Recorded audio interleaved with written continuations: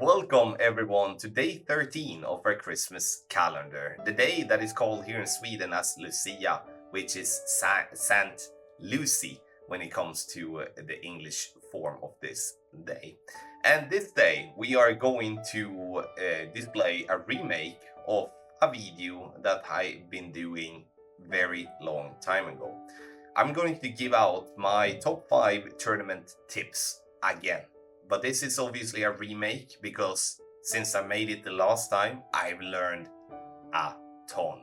So hopefully this is going to be very interesting for those of you that might look for some inside tips on how to focus your time and energy when it comes to the tournament, because there is a couple of things that I do that I believe is the recipe of being a great tournament player. So another video that has never been shown before, and I hope you will enjoy it as much as I and we do.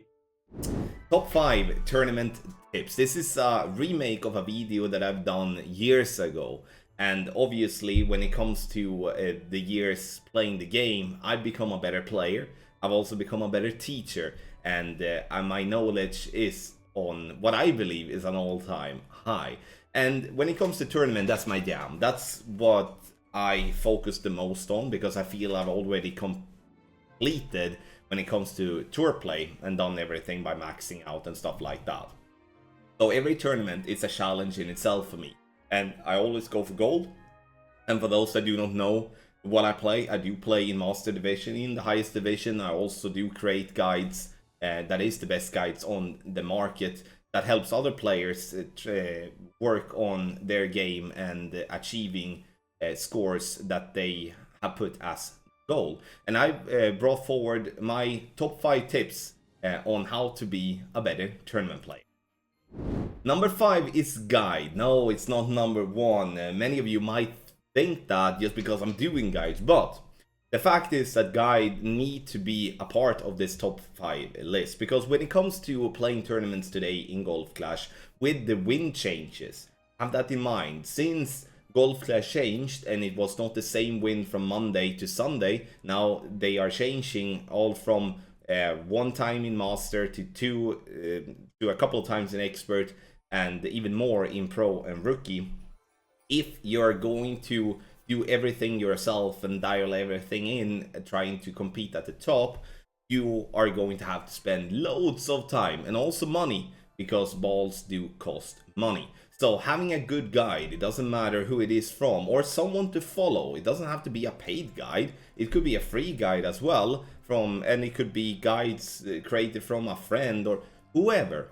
Just having something to follow will allow you to be more focused on you making the correct adjustment according to what you are trying to follow, hitting perfect balls, and you don't have to spend those extra hours that you have to otherwise do in practice to achieve the same type of result, because what you're following in a guide is generally very dialed in, and that will again save you a lot of time, and that is time that you can spend on your game, on the other variables and the other things that will allow you then to reach the goal that you set up to be a good tournament player. Number 4 is the practice mode. Since the practice mode came in, that has elevated many players' game a lot, because it obviously allows you to practice the same wind that you will have when you play in the tournament. Have in mind that the practice mode I'm thinking about is mainly the practice you can do before you play the whole live. Like on the tournament section, you go into your tournament bracket, then you press play hole 1, and then you get 2 options, one that says practice and one that says play. And the practice is what I'm talking about, because that allows you to practice on the same wind that you will have when you go live. And the practice mode can be used in different ways. One way to be used is to actually spend the ball to do the routine that you're trying to follow, and then hit perfect, wasting a ball. You can do it a different way as well, which is a thing that I do a lot, especially on the accounts that I do not feel that I want to waste a good ball, because sometimes we are in a situation where we might not have many golf balls of that specific kind, or we might find ourselves in a situation where, you know, we just want to save that ball really. And what I'm doing then is I'm going to practice mode and I practice the routine. I'm practicing all from my landing position to pulling my rings and making sure that I do have time to do all those things and still be focused to center the ball and hit perfect, right? But I'm not hitting the ball. I'm saving the ball because I don't want to waste the ball, but at least I practice a routine which then allow me to be more quicker once I then go in live, and then I can waste the ball obviously going live, because that's kind of what we need to do. We want obviously to end up using a ball when it's time to take the shot for real and try to get the drop. So practice mode is, in my opinion, a key element for all players if they are going to reach a top spot in the tournament. It doesn't matter what you think about that, it is unfortunately like that, because if you are more comfortable with the setup you are trying to follow or trying to play, it's going to equal more drops in the long run. Set up a goal is number 3. And why is that so important? I think that is important in many aspects of your life in general. Like, for me, when it comes to playing a tournament, my goal is to win. That's always my goal. Then I have my goal, then I need to take the pieces and or like the questions, which is, what do I need to do to achieve my goal? And then I'm looking for the answers, right? If you can find the answers on how to reach your goal, you're going to reach your goal more than you will miss your goal. Obviously, when it comes to a goal, it needs to be realistic.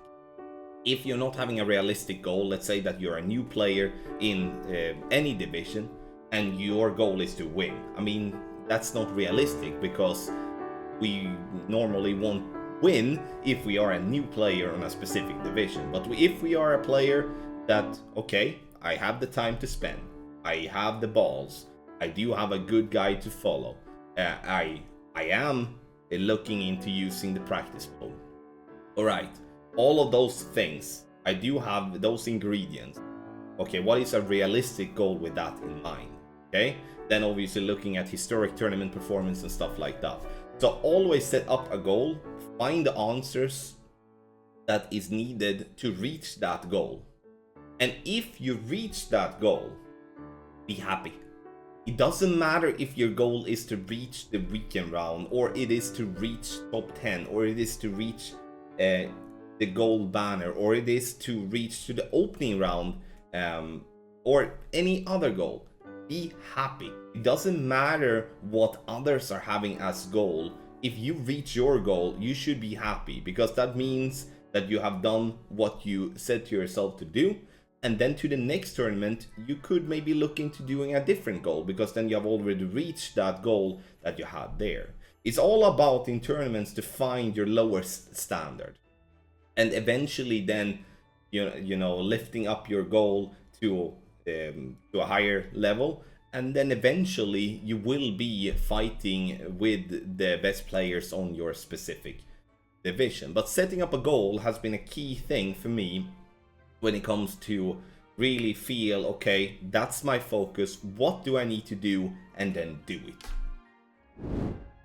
Number 2 is something that I would like to call tweak instead of changing. And what do I mean with that? What I mean with that is, like, we do get influenced a lot by our friends, by our clanmates, and just other players in the community in general. It could be as easy as a posting on Facebook and stuff like that.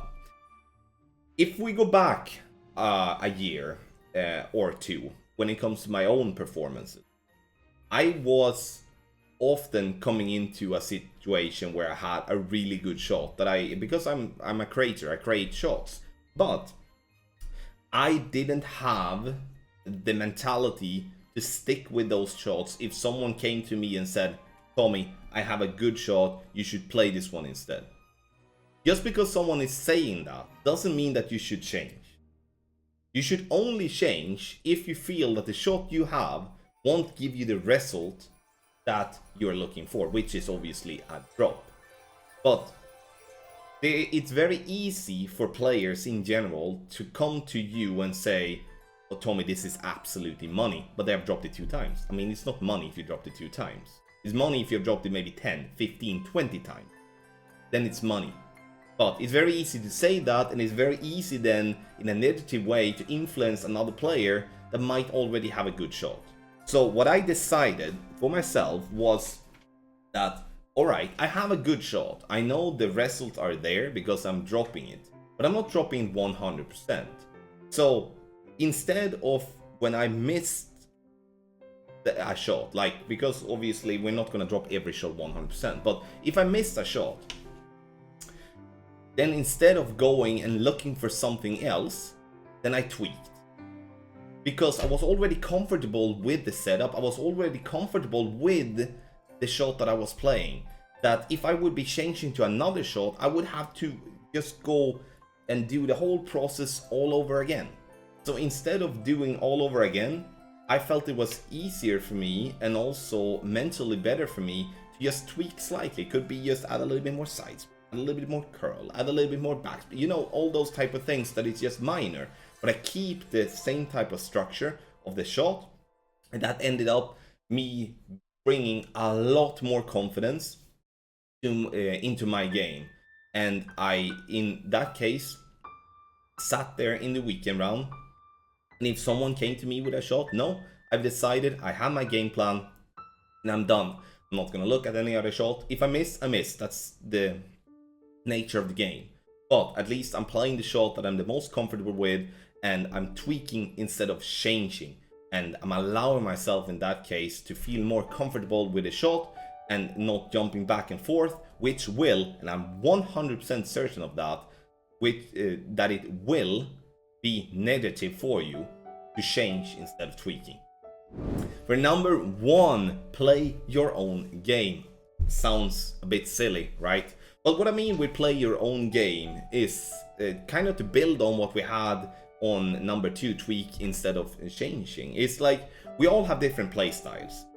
And this is something that I talk about a lot in various chats. It's like we all have a different play style. Just because you have an edge burner on a specific hole where I or someone else are dropping doesn't mean you do something wrong.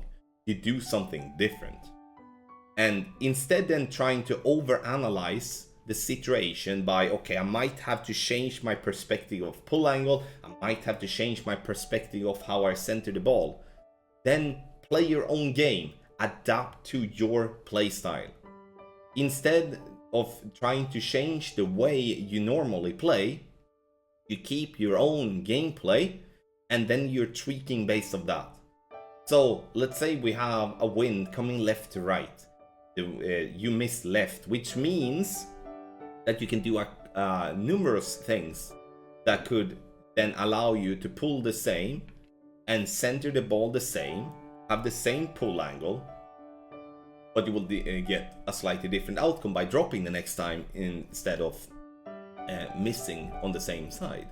And the reason why, not the reason why, but again, number 1, play your own game is probably the most important thing that you need to have in your mind when you're playing this game.